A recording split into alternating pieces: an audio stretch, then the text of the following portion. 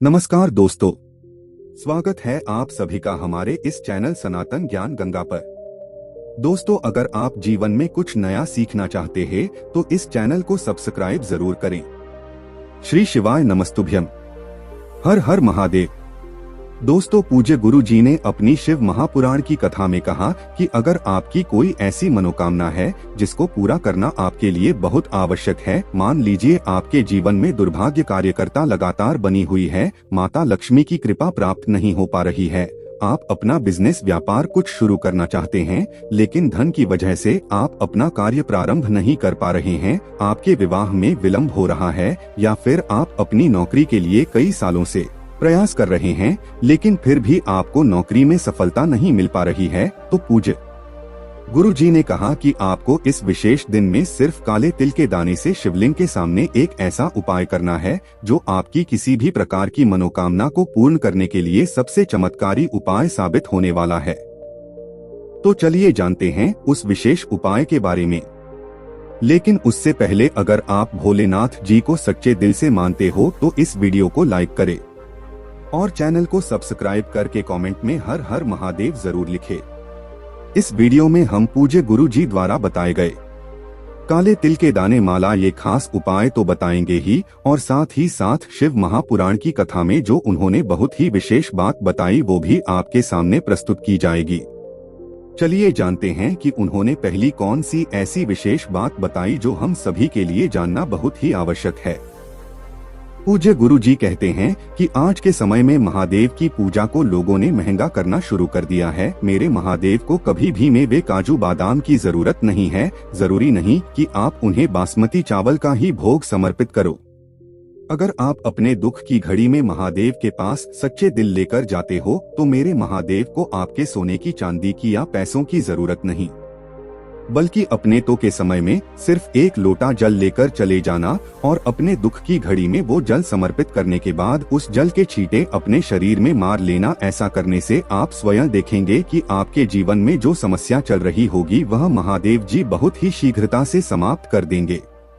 इसी के साथ पूज्य गुरु जी ने कहा कि हम कैलाश की यात्रा नहीं कर सकते, कैलाश धाम नहीं जा सकते, इतनी दूर जा पाना हमारे सामर्थ्य में नहीं है, लेकिन हम आपको यकीन दिलाते हैं कि अगर आप शिव महापुराण के माध्यम से महादेव का गुणगान सुनते हैं, महादेव की महिमा सुनते हैं, तो गुरु जी ने बताया कि एक न एक दिन कैलाश नाथ खुद ही आपके पास आ जाते हैं और आपकी मनोकामना को परिपूर्ण कर देते हैं। अब इसके बाद जानते हैं पूज्य गुरुजी द्वारा बताए गए उस विशेष उपाय के बारे में। देखें, इस उपाय के लिए सबसे पहले आपको एक लोटा जल ले लेना है। लोटा तांबे का ले लीजिएगा और जल आप अपने किचन से ले लीजिएगा।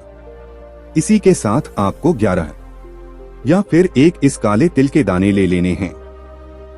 काले तिल के दाने आप सभी जानते हैं कि महादेव को बहुत ही प्रिय होते हैं और इसलिए अगर काले तिल के दाने का कोई भी उपाय हम लोग शिवलिंग में करते हैं तो महादेव इससे अति शीघ्र प्रसन्न होते हैं। काले तिल के दाने के बाद आपको जरूरत पड़ेगी एक चावल के दाने की। चावल का दान लेते समय आप ध्यान रखेंगे कि यह कहीं से भी टूटा हुआ नहीं होना चाहिए, खंडित नहीं होना चाहिए। और सबसे आखिर में आपको ले लेना है एक बेलपत्र। अगर आपके पास बेलपत्र है तो बेलपत्र ले लीजिए, अगर आपके पास शमी पत्र है तो शमी पत्र ले लीजिए, और अगर आपके पास न बेलपत्र है न शमी पत्र है तो फिर आप किसी भी सफेद रंग का कोई एक फूल ले सकते हैं। अब ये सारी सामग्री लेकर आपको पहुंच जाना है शिवालय। देखिए, अगर आपके पास बेलपत्र नहीं है तो आप शिवलिंग के ऊपर चढ़ी हुई बेलपत्र को उठाकर जल से शुद्ध करके फिर उसका इस्तेमाल भी कर सकते हैं। पूज्य गुरुजी कहते हैं कि शिवलिंग के ऊपर चढ़ी हुए सामग्री को हम लोग उठाकर जल से शुद्ध कर लिया करें और फिर उसका इस्तेमाल पुनः कर लिया करें।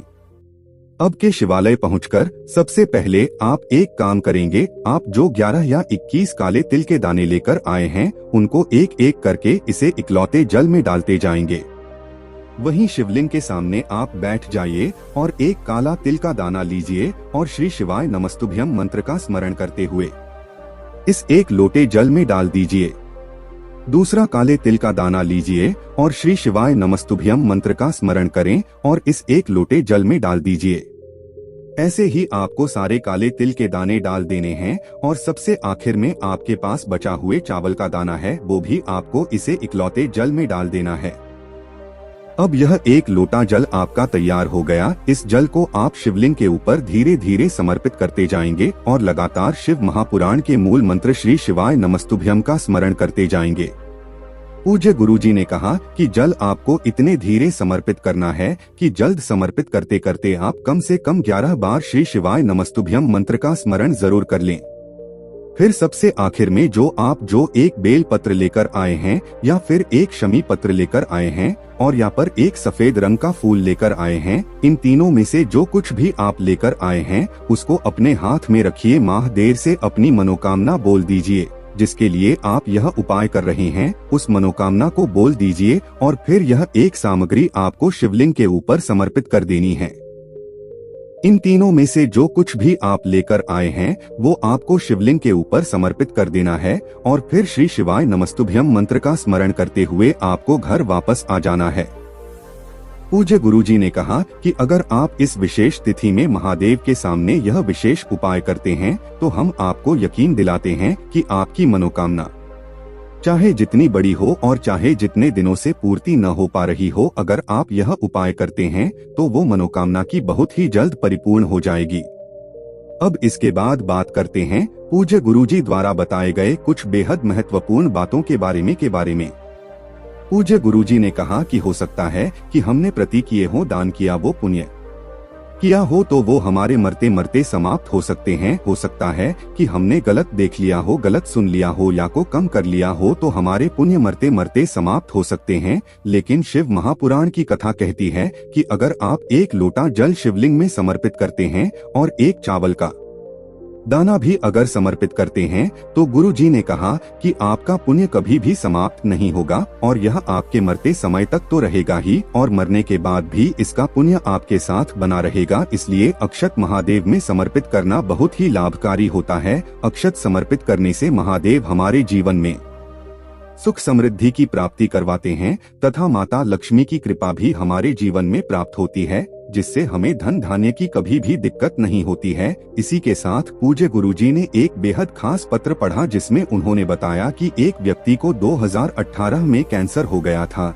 लेकिन वो ठीक हो गया था। फिर 2022 में कैंसर हो गया और पैर में बहुत दिक्कत होने लगी। उस कैंसर की वजह से उनके शरीर के दूसरे अंगों में बहुत ज्यादा समस्या होने लगी थी। डॉक्टरों ने उन्हें ऑपरेशन कराने की सलाह दी थी, लेकिन उनके पास इतना धन नहीं था, इतना पैसा नहीं था कि वह अपना ऑपरेशन करा सके, क्योंकि इससे पहले भी वह 2018 में अपना ऑपरेशन कर नवाज चुके थे और उनके पास जितना भी धन था वो सब कुछ समाप्त हो चुका था। तो उनका जब कैंसर 2022 में दोबारा उभर के आया तो उन्होंने एक निर्णय लिया कि अब वे अपना इलाज करा नहीं सकते। अब उनके पास सिर्फ एक ही रास्ता बचता है कि वो सीहोर का रुद्राक्ष ले आए। तो पूज्य गुरु जी द्वारा बताए गए रुद्राक्ष की महिमा न के कारण सीहोर जाता रुद्राक्ष को ले आए और उस रुद्राक्ष को गलाकर रात भर उस रुद्राक्ष को जल में गलाकर फिर उसे जल से शिवलिंग का अभिषेक करते और उस जल को भगवान से औषधि स्वरूप मानकर फिर उस जल का आचमन करते। पूज्य गुरुजी ने कहा कि ऐसा करने से सिर्फ कुछ ही महीने बीते थे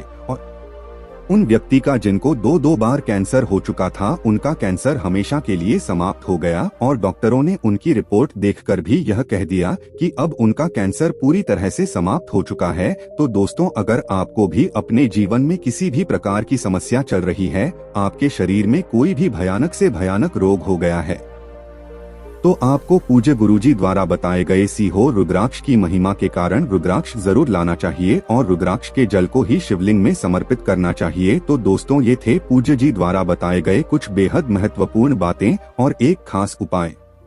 दोस्तों, आज के लिए बस इतना ही। मिलते हैं एक और ज्ञानवर्धक वीडियो के साथ। धन्यवाद।